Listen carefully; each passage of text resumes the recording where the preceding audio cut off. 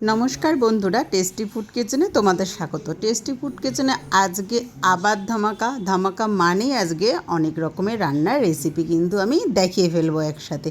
মানে এই রান্নাগুলোই আজকে হয়েছে। দেখো, কড়াইতে প্রথমে সর্ষের তেল দিয়েছি, দিয়ে কালো জিরে আর একটা শুকনো লঙ্কা ফোড়ন দিয়েছিলাম, দিয়ে চিংড়ি মাছ দেখো দু টুকরো করে কেটেছে। একটা চিংড়ি মাছ একটু অল্প পরিমাণেই ছিল, এটাতে অল্প চিংড়ি দিলেই হয়ে যায়।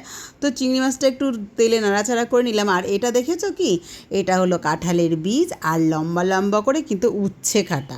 তো আমি আজকে এটা একটা তেতো চচ্চড়ি করব, উচ্ছে দিয়ে আর কাঁঠালের বীজ দিয়ে চিংড়ি মাছ দিয়ে।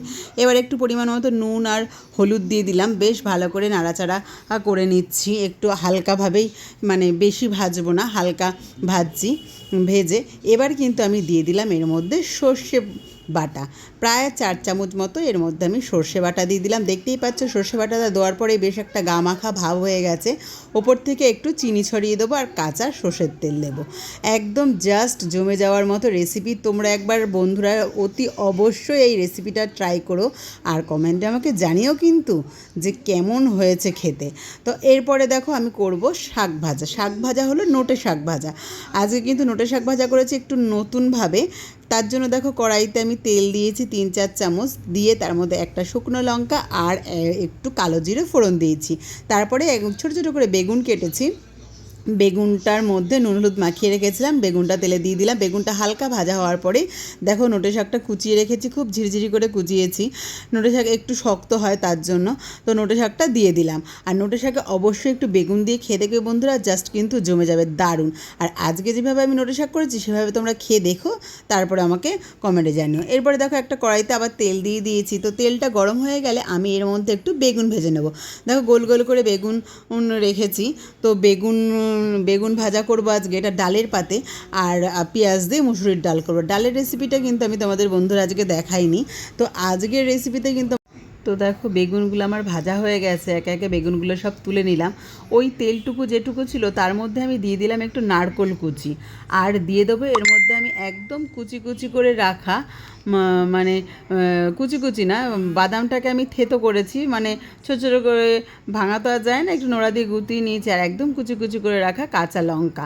তো এই কাঁচা লঙ্কার স্মেলটা কিন্তু খুব সুন্দর দেয়, এই জন্য কাঁচা লঙ্কা আর হলো তোমার নারকোল আর বাদাম ভেজে নিয়েছি, একসাথে ভেজে নিয়ে কিন্তু আমি এই শাকটার মধ্যে দেব। আর একটু দিয়ে দিয়েছি নাবানোর আগে কিন্তু চিনি দিলে, যেহেতু নিরামিষ শাক পেঁয়াজ দিইনি, তো চিনি দিলে স্বাদটা খুব ভালো হয়। আর এইভাবে বাদাম নারকোল দিলে আর না পেঁয়াজটা লঙ্কাটা কুচিয়ে দিলে কিন্তু খুব টেস্ট হয় শাকটায়। অতি অবশ্যই একবার করে খেয়ে দেখো।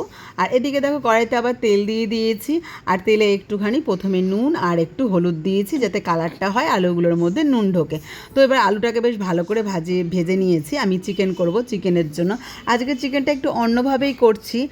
তো তোমরা চিকেনের রেসিপিটা দেখে নাও। চিকেনটা কিন্তু একদম মটনের স্বাদে হচ্ছে। যখন চিকেনটা কষাবে তখন কিন্তু একদম পুরো মটনের গন্ধ বেরোবে, আর খেলেও কিন্তু মটন মটন মনে হবে। চিকেনটা আজকে আমি কিন্তু প্রথমে ম্যারিনেট করে নিই, কিছু না, চিকেনটা ভালো করে জল ঝরিয়ে নিয়েছিলাম, নিয়ে এবার কিন্তু তেলের মধ্যে দিয়ে দিলাম। আর বেশ অনেকক্ষণ ধরে কিন্তু চিকেনটাকে আমি ভাজলাম। আর লবণটা আগে দিইনি, কারণ লবণ দিলেই জল বেরিয়ে যাবে, এমনি চিকেন দিয়ে জল বেরিয়ে যায়। তো লবণটা কিন্তু আমি পরে দেবো। এরপরে আমি 1 বাটি পেঁয়াজ দিয়ে দিলাম, বেশ বড় বড় সাইজের 2টো পেঁয়াজ দিয়েছি, খুব বেশি না। আর এখানে আমি পেস্ট করে রেখেছি একটা বড় টমেটো আর রসুন আর কয়েকটা কাঁচা লঙ্কা। এরপর আমি এখানে দিয়ে দিলাম লাল মানে লঙ্কার গুঁড়ো আর হলুদের গুঁড়ো আর জিরের গুঁড়ো আর হলো লাল লঙ্কার গুঁড়ো একেবারে দিয়ে রাখলাম। দিয়ে এবার পেস্টটা কিন্তু আমি চিকেনের মধ্যে ঢেলে দিলাম। আর দেখতেই পাচ্ছ চিকেনের মধ্যে মশলাটা দেওয়ার পরেই চিকেনটা কিন্তু খুব সুন্দর একটা কালার চলে এসেছে। আর কিন্তু যখন কষবে তখন কিন্তু গন্ধটাও খুব সুন্দর হবে। আর চিকেনটা তোমরা দেখলেই বুঝতে পারছো মানে কত সুন্দর হচ্ছে। আর চিকেনটা কিন্তু বেশ মাটনের একটা গন্ধ বেরায় এইভাবে করলে। এবার আমার কিন্তু হয়ে গেছে, আমি চিকেনটা পুরো কষা। এবার আমি আলুগুলোকে দিয়ে দিলাম, দিয়ে পরিমাণ মতো জল দিয়ে দিলাম। খুব বেশি জল দিইনি, কারণ এটা ঝোল হবে না তার জন্য। আর চিকেনটা দেখো তোমরা এরকম কিন্তু একটু আলুগুলো সেদ্ধ হয়েছে কিনা দেখে নিলাম। এরপরে আর একটু টকবক করে ফুটলেই আমি নামিয়ে দেবো। এরপরে দেখো আমি করছি লোটে মাছের রেসিপি। তো লোটে মাছটা প্রথমে ভালো করে নুন হলুদ মাখিয়ে রেখেছিলাম। এরপরে ওর মধ্যে দিয়ে দিলাম লঙ্কার গুঁড়ো, হলুদের গুঁড়ো আর জিরের গুঁড়ো, দিয়ে দিলাম 1 চামচ আদা আর হলো লঙ্কা চেরা, এবার দিয়ে দিলাম আমি রসুন আর পেঁয়াজ কুচি, আর তারপরে দিয়ে দিলাম পরিমাণ মতো তেল, দিয়ে বেশ ভালো করে কিন্তু আমি মাখিয়ে রাখলাম কিছুক্ষণের জন্য। বেশ আধ ঘন্টা মতো মাখিয়ে রাখলে মাছের বেশ গন্ধটন্ধগুলো চলে যায়, ভালো লাগে। এরপর আমি কড়াইয়ের মধ্যে মাছটা দিয়ে দিলাম। এক পিঠ মাছটা হওয়ার পরে উপর দিয়ে ছড়িয়ে দিয়েছি একটা টমেটো একদম সরু সরু করে কেটে, তারপরে আবার একটুখানি রেখে দিয়েছি। রেখে দেওয়ার পরে দেখো এইভাবে নাড়াচাড়া, জলটা মরে গিয়ে নাড়াচাড়া করলাম, করার পরে দেখো একদম ঝুড়ো হয়ে গেছে।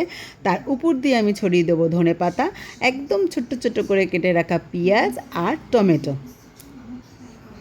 তো দেখো আমার